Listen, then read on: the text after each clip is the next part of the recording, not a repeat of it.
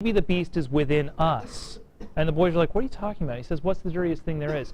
He is implying, and he is thinking, but he can't communicate, the dirtiest thing there is, the worst thing in the world there is the criminal act of murder. Is desecration, is atrocity. And Golding's thinking Holocaust, and Golding's thinking atom bomb, and Golding's thinking all of the atrocities of industrialized warfare over the last 50 years. And this boy is thinking along those same lines. And somebody says, where's the beast? He says it's within us. He follows that up with murder. And he's predicting, and he knows what's going on. He is the only boy to understand the beast. Jenna. Was it supposed to be like kind of an ironic thing then? That he's the one who's murdered? Yes, although Golding's doing something else with that. So that's a good segue into our weakness. Jenna, what is Simon's biggest weakness? And I'll give you a hint. We were just kind of referring to it in the conversation we just had. What's his biggest weakness? Is it kind of failure to communicate? Perfect.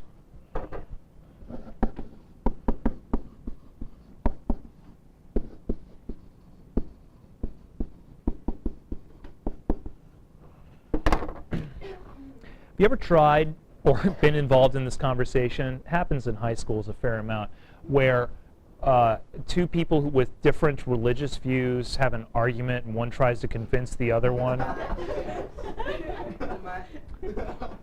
religious. That's the thing. Shh. Relax. Do those arguments convert people? No. Why not? They just rile people up until the Why? point where they're mad. Why? Because they're not going to conform and change what they're thinking. There's a different answer. Why aren't people able to communicate and discuss and convert somebody else through discussion? Because they're not seeing eye to eye. They have different opinions. True, they have different opinions, but we might have different opinions on a number of different subjects. For instance, if we had different opinions on healthcare, maybe through a discussion and a debate, one of us could convince the other. And I could see that happening. However, I cannot see it happening where we would have different faiths and I would be able to convince you through rational discussion and debate. And I'm asking why. Tony? Faith doesn't make any sense. Because faith doesn't make any sense and you can't communicate it rationally. Because trying to communicate faith rationally is like trying to use scientific experimentation to prove God's existence. It's silly because they just don't mix. Faith is by definition irrational. Faith can't be expressed rationally. You either have the experience or you don't. And the only way two people have a conversation about it and agree is if they had those experiences similarly prior to the conversation. The conversion thing just doesn't really happen. Because faith isn't a product of logic. It's a product of something else.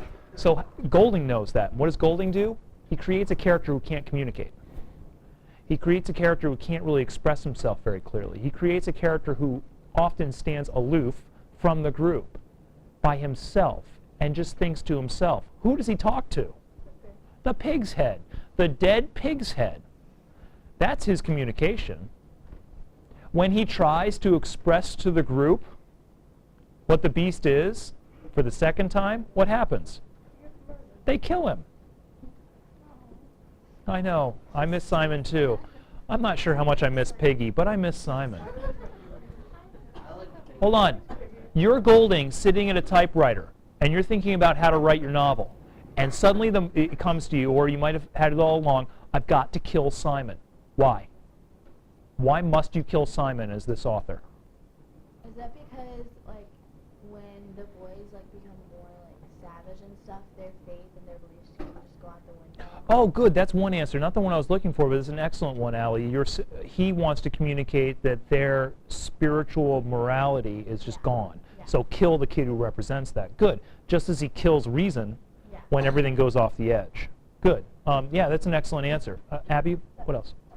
The other thing I was thinking of, if you have faith represented, you can't let him express that to the rest of the boys.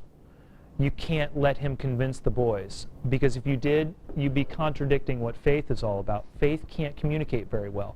So Simon constantly has trouble communicating. He's very quiet. He doesn't talk. When he does talk, the boys laugh at him. He can't really do it.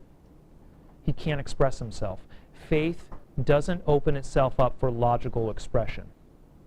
We sometimes tell stories and give examples, but generally it's difficult to really fully, in a rational sense, express the experience of faith. Niket. Why was Simon picked in the beginning to go with Jack and Ralph?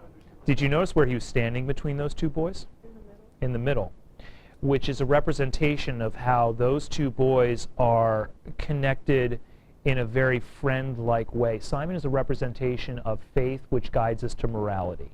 Okay? Faith guiding us to morality, and throwing Simon between Jack and Ralph, Golding is saying, look at this moment where these two boys are friends and everything is going right. He gives you that picture in chapter 1, and it's a beautiful moment when they're exploring the island together, and Simon's making maps out of bark, and they all like each other, and Ralph and Jack are looking at each other over Simon's head because he's so much shorter than they are. They can see each other like that, and they like each other. The three of those boys are having fun. And it's a great moment. And I think that Golding wants to hold that up and then make you like these boys and then slowly destroy them to make you horrified. Clay. I don't get it. Like, what does he have faith in? But the point is not that he has faith in something. Don't get away from dogma. Get away from doctrine. Get away from sets of rules. The point is that everybody has a capacity to make a spontaneous leap that is irrational. Okay? And let me explain what I mean. Science can tell us what goes on in the world, but it will never tell us what should go on in the world. Do you believe people should have the right to free speech? There's nothing that'll prove that. There's nothing that will prove that. At some point, Clay, some point down the line in your logic, you've got to say, well, it's simply because that's what I prefer or that's what I believe, me personally. I agree with you. I think that we should have freedom of speech. Why? Some people don't believe that. Some people say, no, we shouldn't have freedom of speech. At some point, morality, all moral statements, are products of a leap of faith, if you want to say that, and it could be attached to a religion, but it doesn't have to be. Even atheists are making irrational leaps all the time. Atheists make irrational leaps. Theists make irrational leaps. You know who refuses to make irrational leaps? Which group of people? No, you got atheists, you got theists. What's the other group? No. You don't know the other group? Agnostics? You've heard of agnostics before? The annoying ones? At least the theists and the atheists have the courage of their convictions. The agnostics are like, I don't know. I have no idea. Agnostics are people that say, I don't know whether God exists or not. Nobody's proven it to me.